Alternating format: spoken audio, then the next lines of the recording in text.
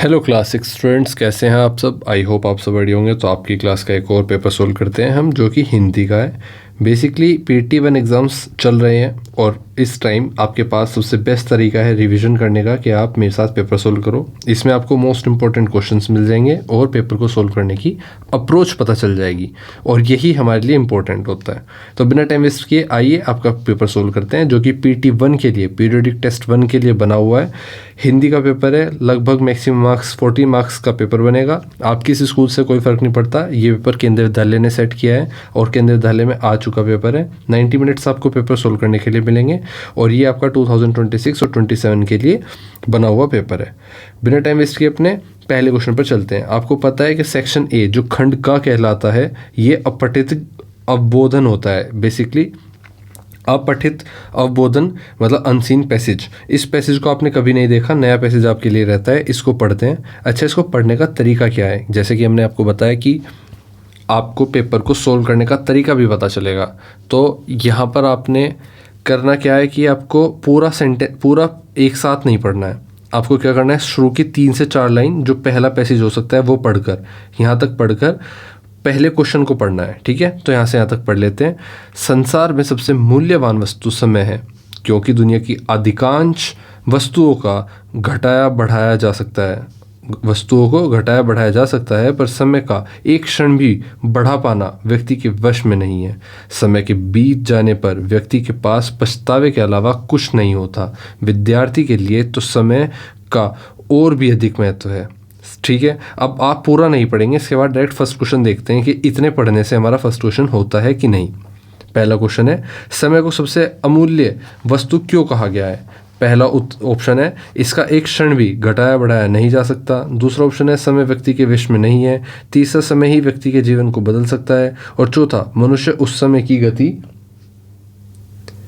को नहीं रोक सकता। तो आपको पता है कि अमूल्य वस्तु क्यों है। यहाँ पर शुरू में ही कहा गया था कि सबसे मूल्यवान वस्तु है, क्योंकि दुनिया की अधिकांश वस्तुओं को घटाया बढ़ाया जा सकता है, लेकिन समय को घटाया बढ़ा नहीं जा सकता। तो आप कभी ये कर दो कि समय व्यक्ति के वश में नहीं है। उत्तर क्या होगा आपका, फर्स्ट का पहला उत्तर होगा, क्योंकि इसका क्षण कभी, इसका एक भी क्षण घटाया बढ़ाया नहीं जा सकता। ठीक है, अब आप एक बात देखो, क्योंकि एक क्षण भी घटाया बढ़ाया नहीं जा सकता, क्या इसलिए मूल्यवान है? यह इसलिए मूल्यवान है क्योंकि एक क्षण भी बढ़ा पाना व्यक्ति के वश में नहीं है। तो समय क्या नहीं है, समय व्यक्ति के वश में नहीं है। तो ऑप्शन क्या होगा, सेकंड सही होगा। ठीक है, ये गलती मत कर देना, ऑप्शन सेकंड सही होगा। समय व्यक्ति के वश में नहीं है। क्यों नहीं है, क्योंकि उसका एक भी क्षण वो घटाया बढ़ा नहीं सकता। देखो, ये ऑप्शन दोनों ही सही है। अगर ये आता है तो एक फर्स्ट करोगे, ये आता है तो सेकंड करोगे, लेकिन दोनों आते हैं तो आप सेकंड करोगे, क्योंकि समय व्यक्ति के वश में नहीं है, इसलिए वो मूल्यवान है। दूसरा देखते हैं कि क्या हमारे सिर्फ इतने पढ़ने से ही, फर्स्ट पैरा को यहाँ से लेकर यहाँ तक पढ़ने से ही हमारा सेकंड क्वेश्चन हो जाएगा। कहता है कि विद्यार्थी जीवन का उद्देश्य क्या है। अब देखो, हमने विद्यार्थी जीवन के उद्देश्य के बारे में अब तक नहीं पढ़ा, तो हम आगे पढ़ना कंटिन्यू करेंगे। तो विद्यार्थी जीवन का उद्देश्य है शिक्षा प्राप्त करना। ऑप्शन देखते हैं अब, जीवन को सुखी बनाना। सेकंड ऑप्शन है गुरुओं का आदेश मानना। थर्ड ऑप्शन है व्यक्ति के जीवन में समय का महत्व। और चौथा, शिक्षा प्राप्त करना। तो हमारा ऑप्शन 4 बिल्कुल सही हो जाएगा। अब यहाँ से आगे बाद में पढ़ेंगे, पहले एक थर्ड क्वेश्चन पढ़ते हैं। विद्यार्थी जीवन भर क्यों पछताते रहते हैं। तो विद्यार्थी जीवन भर क्यों पछताते हैं, देखो, आपसे बताई गई थी बात, समय के बीत जाने पर व्यक्ति के पास पछतावे के अलावा कुछ नहीं बचता। ठीक है, और यहाँ पे पूछा गया है विद्यार्थी, तो अब तक तो व्यक्ति की बात हुई थी, विद्यार्थी के पछताने की बात आगे आएगी। मतलब तो समय के उपयोग से ही शिक्षा प्राप्त की जा सकती है। जो विद्यार्थी अपना बहुमूल्य समय खेल कूद, मौज मस्ती तथा आलस्य में खो देते हैं, वे जीवन भर पछताते रहते हैं, क्योंकि वे अच्छी शिक्षा प्राप्त करने से वंचित रह जाते हैं और जीवन में उन्नति नहीं कर पाते। मनुष्य का कर्तव्य है कि जो क्षण बीत गए हैं उनकी चिंता करने के बजाय जो अब हमारे सामने है उसका सदुपयोग करे। तो क्योंकि वे आलसी हैं, विद्यार्थी जीवन भर क्यों पछताते हैं, क्योंकि वे आलसी होते हैं? नहीं, जो अपना कीमती समय मौज मस्ती और आलस्य में खो देते हैं वो पछताते हैं। बिल्कुल सही है, सेकंड ऑप्शन आपका सही होगा। इसके बाद घ, फोर्थ क्वेश्चन पर आते हैं कि समय के संबंध में व्यक्ति का क्या कर्तव्य बताया गया है। तो समय के संबंध में व्यक्ति का कर्तव्य बताया गया है कि बीते समय के बारे में पश्चाताप न करके वर्तमान समय का सदुपयोग करें। तो ऑप्शन थर्ड बिल्कुल सही होगा। नेक्स्ट क्वेश्चन कि उपयुक्त गद्यांश का उपयुक्त शीर्षक सुझाइए। कोई एक आपको क्या बताना है, टाइटल बताना है। तो यहाँ समय की बात की गई है, समय का सदुपयोग, समय और मनुष्य, विद्यार्थी और समय, और अमूल्य समय उत्तर। तो आप क्या लिखोगे, समय का सदुपयोग। समय का सदुपयोग की बात की गई है क्योंकि यहाँ पर समय व्यक्ति से रिलेटेड भी बताया गया है, ठीक है। उसके बाद समय स्टूडेंट से रिलेटेड, विद्यार्थियों से रिलेटेड बताया गया है, ठीक है। समय का सदुपयोग बताया गया है, समय का सदुपयोग। फर्स्ट ऑप्शन बिल्कुल सही हो जाएगा आपका। खंड खा की तरफ बढ़ते हैं, सेक्शन बी। ये क्या है आपका, व्याकरण। व्याकरण मतलब ग्रामर, जो आपकी हिंदी की ग्रामर है। निम्न अक्षरों को मिलाकर आगे पीछे कर सकते हैं 4 सार्थक शब्दों का निर्माण कीजिए। इन शब्दों को मिलाकर आगे पीछे करने से कोई एक शब्द बनाना है आपको। तो ह म य ल, या तो आप लिख दो हिमालय, ठीक है। इन शब्द को मिलाकर हिमालय, सभी अक्षर आ गए, ठीक है। और क्या लिख सकते हो आप इनसे मिलाकर, महल, ठीक है। इसके अलावा क्या लिख सकते हो, बस ये दोनों लिख सकते हो, ठीक है। इसके अलावा आशका, आकाश, भतर, भरत या फिर भारत, नयम, यमन या फिर नियम, ठीक है। ये आप बना सकते हो। थर्ड, कविता में भूमि शब्द में अलग अलग शब्द जोड़कर नए नए शब्द बनाएगी। कविता में क्या जोड़ने हैं, भूमि शब्द जोड़कर अलग अलग नए शब्द बनाने हैं। भूमि शब्द में अलग अलग शब्द जोड़कर, तो भूमि शब्द में अलग अलग शब्द जोड़ते हैं। अब भूमि क्या शब्द होता है, देखो भूमि से नए शब्द कोई 6 से 3 अंक के बन सकते हैं। जैसे पुण्य भूमि, संकेत क्या है, पहला है आपका पुण्य, स्वर्ण, जन्म, कर्म, धर्म, रण, युद्ध, बुद्ध। तो स्वर्ण भूमि हो सकता है, ठीक है। इससे पहले पुण्य, तो पुण्य भूमि।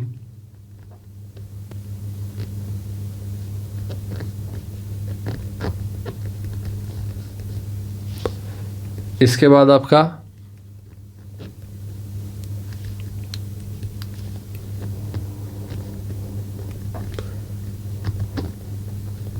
स्वर्ण भूमि। इसके बाद आपका जन्मभूमि, ठीक है। जन्मभूमि के बाद आपका कर्म भूमि, कर्म के बाद भूमि लगा देंगे, धर्म भूमि, रण भूमि, युद्ध भूमि और बुद्ध भूमि, ठीक है। खंड ग, सेक्शन सी की तरफ बढ़ते हैं। पठित अवबोधन, पठित मतलब जो आपने पहले पढ़ रखा है, ठीक है। उसके आधार पर जो आपकी क्लास में चैप्टर्स पढ़ाए गए हैं उनके आधार पर जो क्वेश्चन पूछे जाते हैं। तो मल्हार पाठ्य पुस्तक पर आधारित प्रश्नों के उत्तर लिखने हैं आपको। मल्हार आपकी पुस्तक का नाम है, उस पुस्तक में जो चैप्टर्स हैं उनके बिहाफ पर क्वेश्चन पूछे गए हैं। मातृभूमि कविता के कवि का नाम लिखना है आपको। मातृभूमि कविता के कवि का नाम क्या है, सोहनलाल द्विवेदी।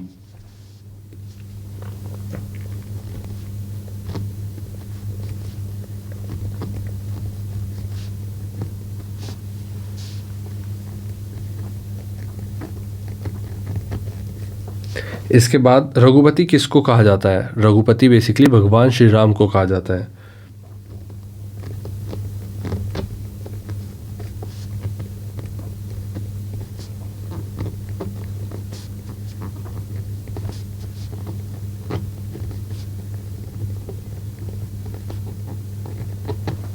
ठीक है। इसके बाद आता है थर्ड क्वेश्चन।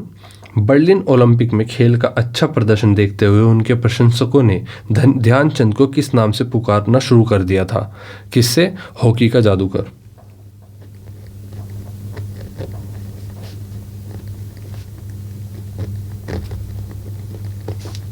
हॉकी का जादूगर कहना शुरू कर दिया था। फोर्थ क्वेश्चन है, ध्यानचंद का जन्म किस सन में हुआ था। किस सन में हुआ था, 29 अगस्त 1905, 29 अगस्त 1905 में, ठीक है, 1905 में हुआ था। ध्यानचंद के अनुसार सफलता के सबसे बड़े मंत्र क्या हैं? लगन, साधना और खेल भावना। लगन, साधना और स्पोर्ट्समैनशिप, स्पोर्ट्स स्पिरिट, ठीक है, गेम स्पिरिट। क्या हो गई आपकी? खेल भावना।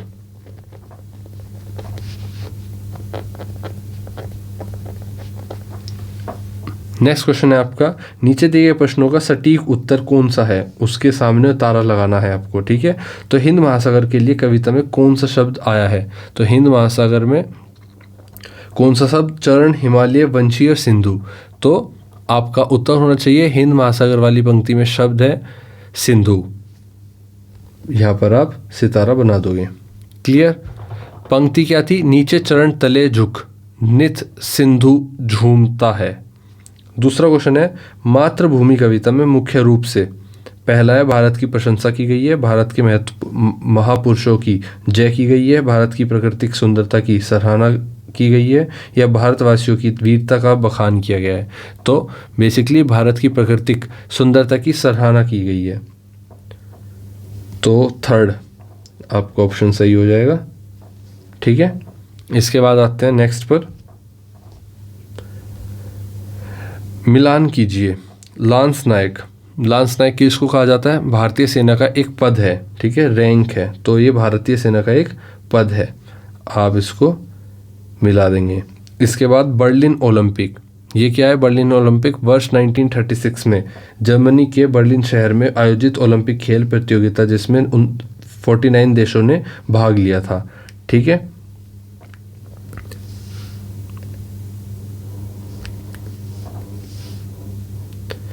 इसके बाद पंजाब रेजिमेंट। पंजाब रेजिमेंट क्या है? स्वतंत्रता से पहले अंग्रेजों की भारतीय सेना का एक दल था। पंजाब रेजिमेंट स्वतंत्रता से पहले अंग्रेजों की भारतीय सेना एक दल।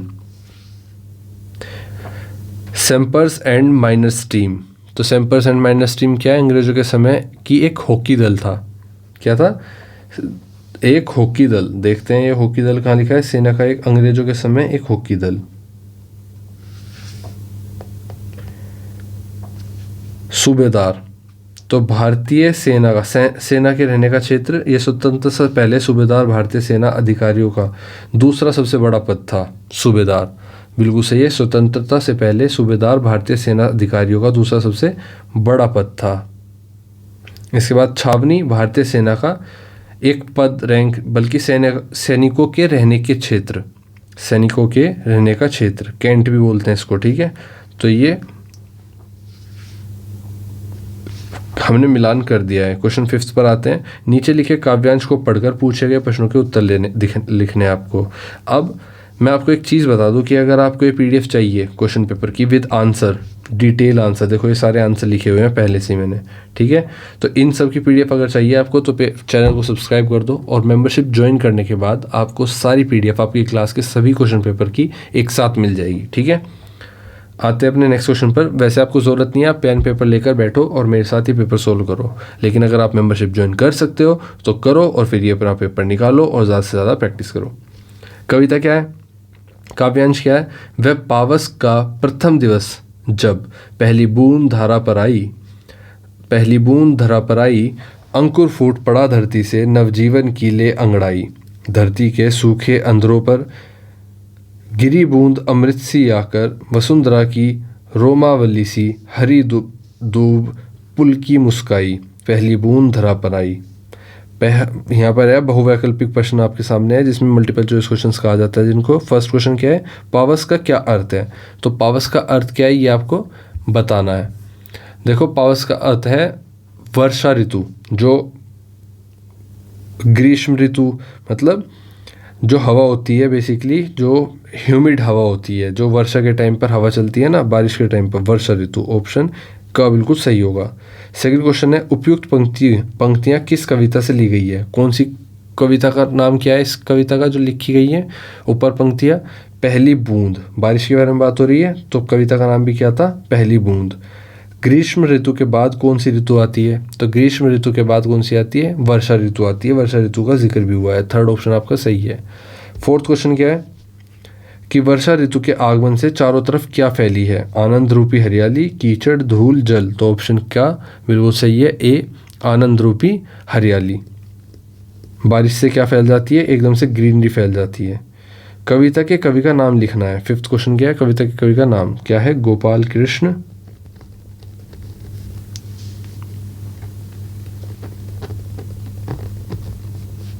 कोल, गोपाल कृष्ण कोल। क्वेश्चन 6 पर आते हैं, निम्नलिखित पठित गद्यांश को पढ़कर नीचे दिए गए प्रश्नों का उत्तर देना है आपको। पढ़ते हैं कि मेरा जन्म सन 1904 में प्रयाग में एक साधारण परिवार में हुआ। बाद में हम झांसी आकर बस गए। 16 साल की उम्र में फर्स्ट ब्राह्मण रेजिमेंट में एक साधारण सिपाही के रूप में भर्ती हो गया। मेरी रेजिमेंट का हॉकी खेल में काफ़ी नाम था, पर खेल में मेरी कोई दिलचस्पी नहीं थी। उस समय हमारे रेजिमेंट के सूबेदार मेजर तिवारी थे। वे बार बार मुझे हॉकी खेलने के लिए कहते। हमारी छावनी में हॉकी खेलने का कोई निश्चित समय नहीं था। सैनिक जब चाहे मैदान में पहुंच जाते और अभ्यास शुरू कर देते। उस समय तक मैं एक नौसिखिया खिलाड़ी था। पहला क्वेश्चन क्या है कि मेजर ध्यानचंद का जन्म कब हुआ था, तो अभी बताया इसमें मेजर ध्यानचंद का जन्म कब हुआ था, 1904 में हुआ था। क्या लिखेंगे आप, 1904। अच्छा, यहाँ पर हमने लिखा है मेजर ध्यानचंद का जन्म किस सन में हुआ था, 1904, और हमने इससे पहले क्या लिखा था, 1905 लिखा था हमने। यहाँ पर ध्यानचंद का जन्म किस सन में हुआ था, 1905। मैं एक बार चेक कर लेता हूँ।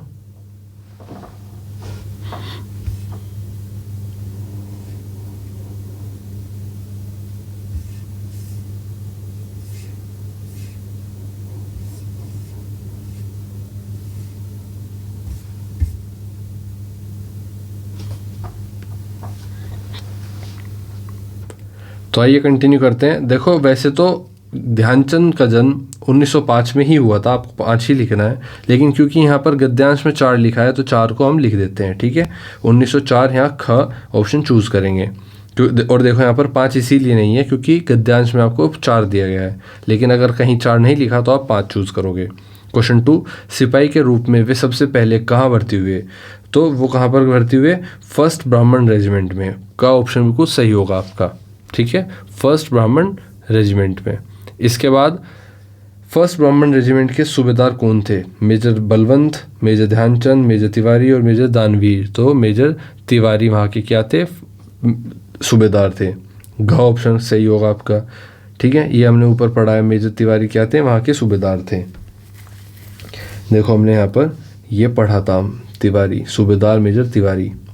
इसके बाद क्वेश्चन आता है, सैनिक मैदान में जाकर क्या करते थे, दौड़ लगाते थे, गप्पे हाँकते थे, हॉकी का अभ्यास करते थे या मैदान की सफाई करते थे। तो ग ऑप्शन बिल्कुल सही है, हॉकी का अभ्यास करते थे। फिफ्थ क्वेश्चन कहता है, ध्यानचंद कैसे खिलाड़ी थे, कुशल, नौसिखिया, श्रेष्ठ, इनमें से कोई नहीं। तो नौसिखिया खिलाड़ी थे उस टाइम पर। कैसे थे, नौसिखिया।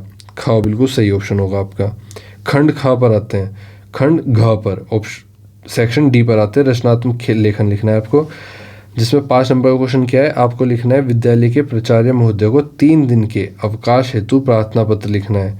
3 दिन का अवकाश लेना है आपको, या फिर अथवा में क्या है,